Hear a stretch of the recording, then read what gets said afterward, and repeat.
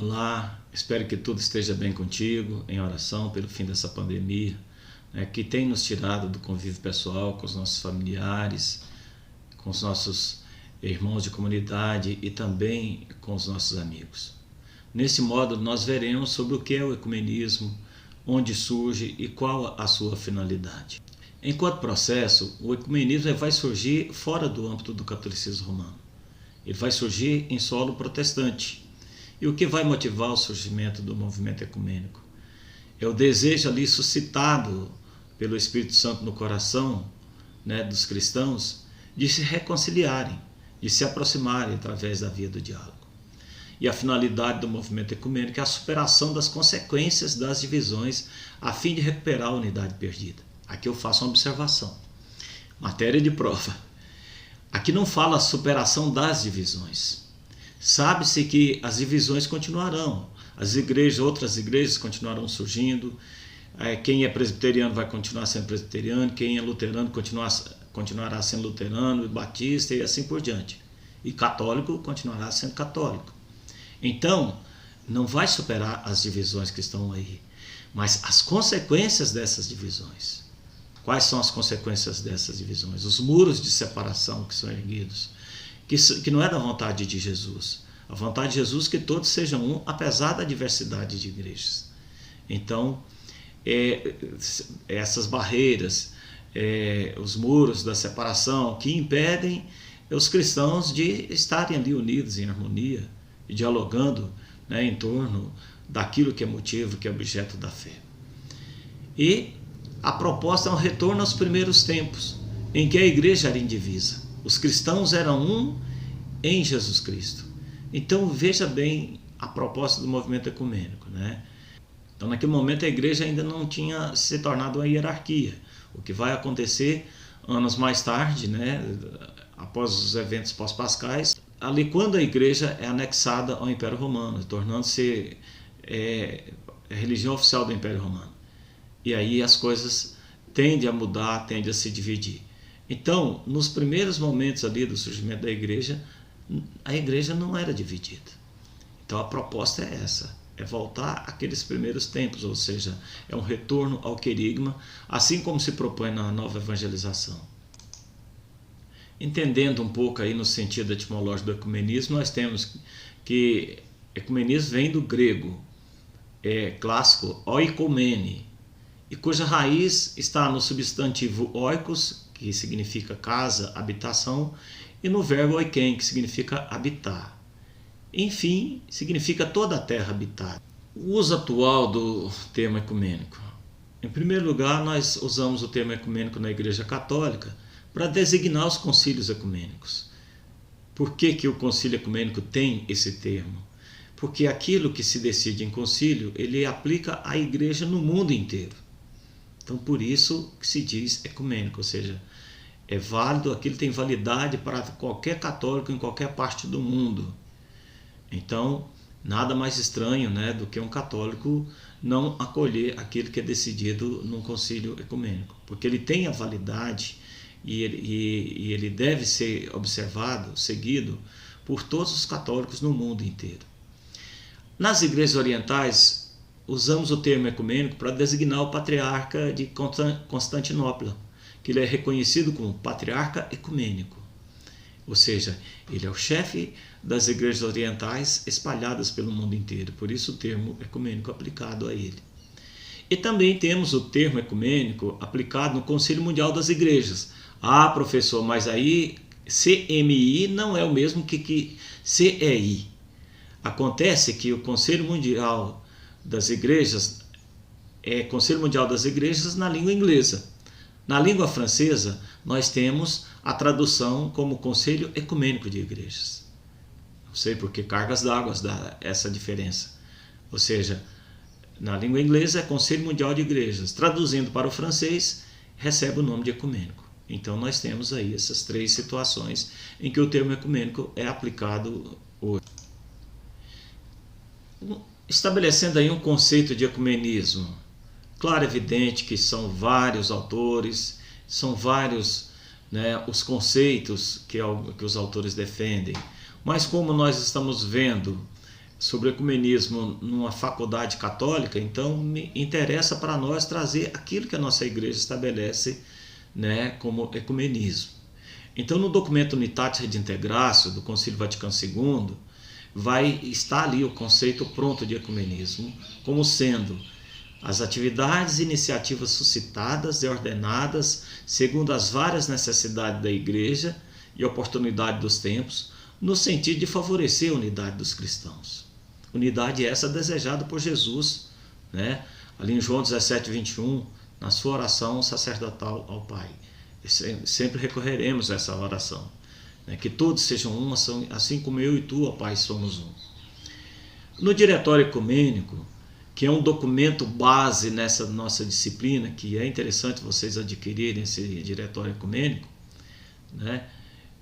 Nós temos que o ecumenismo é uma resposta ao dom da graça de Deus, chamando todos os cristãos à fé no mistério da igreja, no desígnio de Deus, que deseja conduzir a humanidade para a salvação e unidade em Cristo pelo Espírito Santo.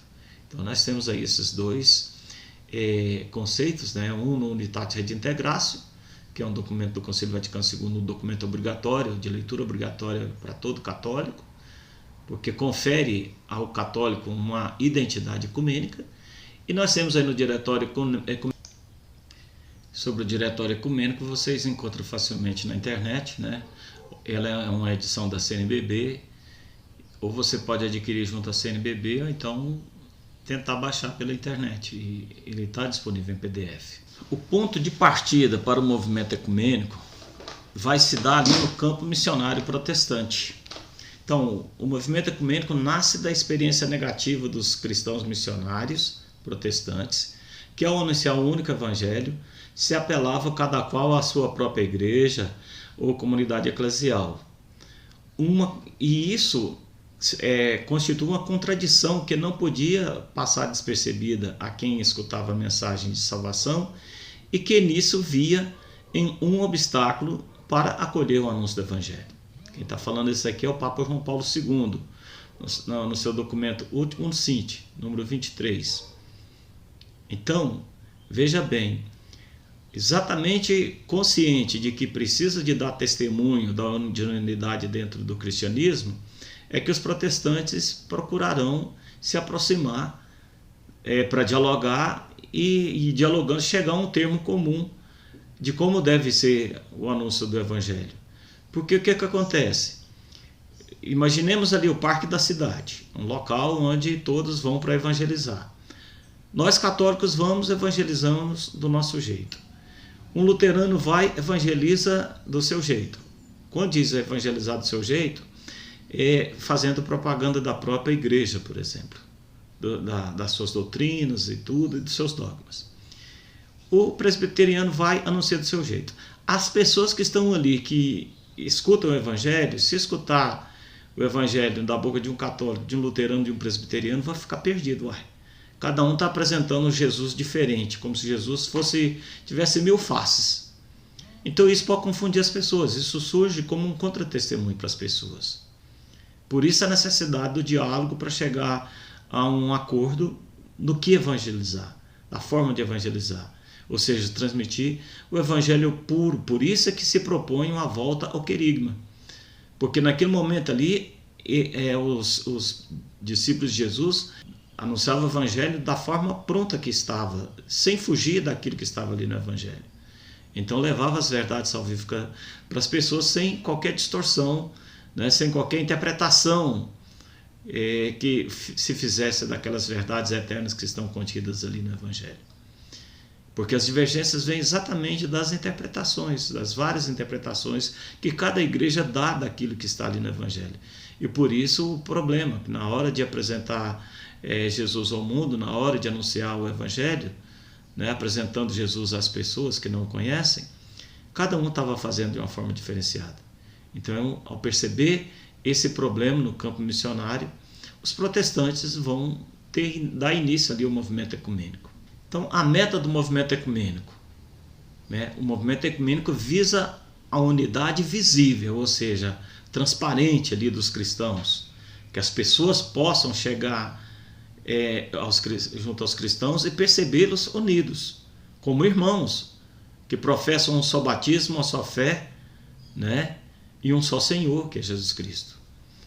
Então, é a unidade visível de todos os cristãos. Então, o cardeal Walter Castler, que dirigiu, né, que presidiu o Pontifício Conselho para a Promoção da Unidade dos Cristãos por muitos anos, por mais de 10 anos, ele vai dizer que a meta do movimento ecumênico significa que concretamente que nós nos reunimos ao redor daquela mesa do Senhor, compartilhamos daquele corpo eucarístico de Cristo e bebemos daquele cálice. Então, a meta do movimento ecumênico é fazer com que isso aconteça, que todos se reúnam em torno de uma mesma mesa, compartilhando do corpo eucarístico de Cristo e bebendo daquele cálice. E quem são os protagonistas do movimento ecumênico? O Papa João Paulo II vai dizer que são todos aqueles que invocam o Deus Trino e confessam a Cristo como Senhor e Salvador, em nível individual e também quando reunidos em assembleias em nível eclesial, cada qual afirmando que o grupo onde ouviu o Evangelho é a igreja sua e de Deus.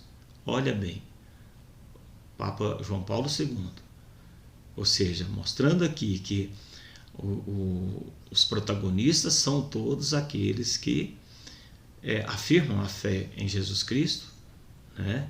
Que são batizados, que são cristãos e afirmam a fé em Jesus Cristo e que invocam a Santíssima Trindade, confessando Jesus como Senhor e Salvador de suas vidas. Isso em nível individual como em nível eclesial. Então nós temos aqui que os protagonistas do movimento ecumênico são todos aqueles que professam a fé cristã. Os tipos de ecumenismo. Então nós temos aí um ecumenismo institucional, que é desenvolvido no âmbito das instituições que promovem o ecumenismo e serve de apoio sólido ao movimento, cuja ação não acontece se não houver organização. Então nós temos aí como exemplo o Secretariado para a Unidade dos Cristãos, dentro da Igreja Católica, que se tornou o Conselho Pontifício para a Unidade dos Cristãos. Nós temos também o CONIC, né, que é o Conselho Nacional das Igrejas Cristãs, aqui, que concede aqui em Brasília. Então veja bem, esse ecumenismo institucional, imagina o quão é difícil você dialogar com a coletividade, né, com a igreja que tem seus representantes ali. Mais difícil ainda quando você se propõe a dialogar a pessoas. Por exemplo, quantos católicos com essa disciplina aqui se mostram contrários ao diálogo? Quantas pessoas, quantos alunos já tive dificuldade na FATEL por causa disso? Porque não aceita dialogar com os protestantes.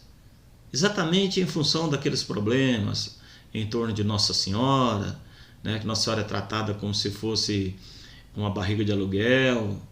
Alguns são mais ousados, a tratam como se fosse uma prostituta.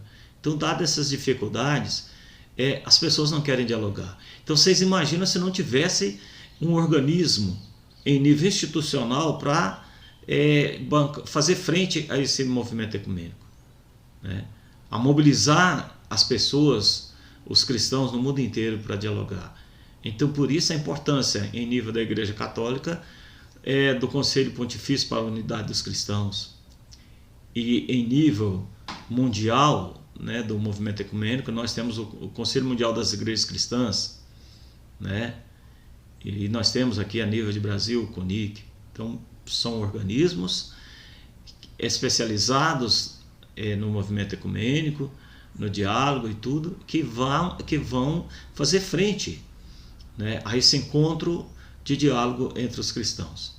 E também temos um tipo de ecumenismo que é o ecumenismo oficial, ou seja, ele é controlado pelas autoridades hierárquicas ou representantes nomeados diretamente, ou pelos representantes nomeados por ela, e que caracteriza de maneira geral as relações entre as igrejas, as diversas igrejas cristãs. Então esse ecumenismo oficial é tipo assim: O sacerdote da sua paróquia recebe um convite de um pastor para ir participar de um culto ecumênico, ou participar de alguma coisa ali naquela igreja protestante. Aí, aquele padre, ele não vai poder ir, mas ele vai nomear alguém para representá-lo no lugar dele. Isso é um tipo de ecumenismo oficial. Então, esse ecumenismo oficial é aquele diálogo que se dá entre os dirigentes das igrejas e tudo, essa cordialidade de se aproximar e tudo, convidando um ou outro para algum evento importante dentro da igreja. Quando a gente vê a escolha do Papa, por exemplo, representantes de outras igrejas estão ali presentes. Isso é ecumenismo oficial.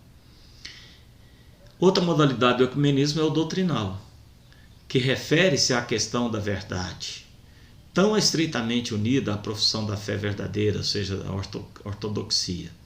Acontece sob forma de diálogos teologais, diálogos teológicos, bilaterais ou multilaterais, em nível local, regional, nacional e internacional. Ora, o que significa esse tipo de diálogo doutrinal? Exatamente não dialogando pessoas comuns com pessoas comuns, leigos com leigos, assim. Quando fala leigo aqui, não é só no sentido que nós entendemos dentro da Igreja Católica, mas às vezes que não entende ali também sobre a questão doutrinária do que envolve o ecumenismo. Então, o diálogo doutrinário ele vai se dar praticamente entre teólogos, entre pessoas especializadas ali que conhecem dogmas e doutrinas de ambas as igrejas ali que estão, no caso, se for bilaterais, ou de múltiplas igrejas, se for multilaterais. Então, esse diálogo doutrinal ele pode acontecer com um encontro entre duas igrejas, por isso o nome bilateral, como 3 ou mais igrejas, conhecido como multilateral. Em nível local, regional, nacional e até mesmo internacional. Em nível internacional, geralmente é promovido pelo Conselho Mundial das Igrejas. Em nível nacional, promovido pelo CONIC, por exemplo. Em nível regional, pelo secretariado do CONIC, que tem em alguns estados.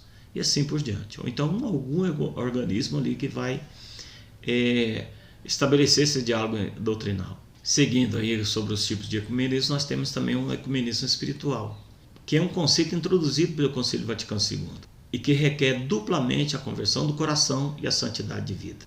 O ecumenismo espiritual ele vai exigir que a pessoa se converta e que tenha santidade de vida. Ou seja, a pessoa convertida e que tem santidade de vida nunca vai falar de um irmão evangélico. Ele vai simplesmente dizer, não, melhor do que falar deles, vamos rezar por ele. Então é ter esse tipo de atitude. No mínimo isso aí para poder você aceitar o ecumenismo.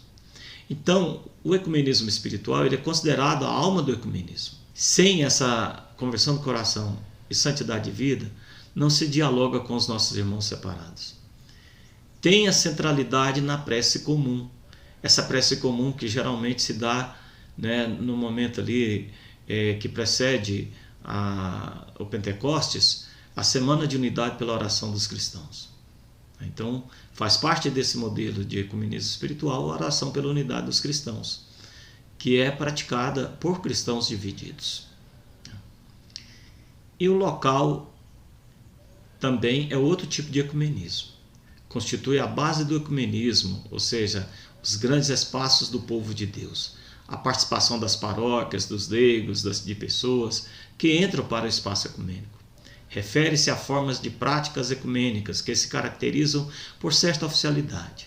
São delegações diocesanas de ecumenismo e os centros ecumênicos, incluindo-se ainda as práticas de ecumenismo espontâneo. O ecumenismo também pode ser secular, que é a ação comum entre as igrejas em favor da paz e contra a violência. É a unidade da igreja, das igrejas cristãs, no combate à violência, no estabelecimento da paz.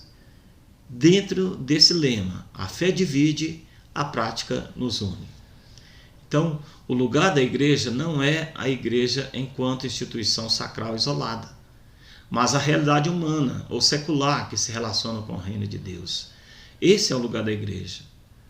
A igreja como templo, como instituição, como a conhecemos, é o local de culto, mas ela se estende, ou seja, cada um de nós somos uma pedra, né, na construção dessa igreja. Então ela se estende por toda a sociedade. Então é por isso que existe esse ecumenismo secular, porque a sociedade ela necessita de paz, né? A sociedade ela necessita de harmonia. Então é preciso que os cristãos se unam para conseguir isso aí, porque só se concede a paz e a harmonia através dos valores cristãos. O ecumenismo pastoral.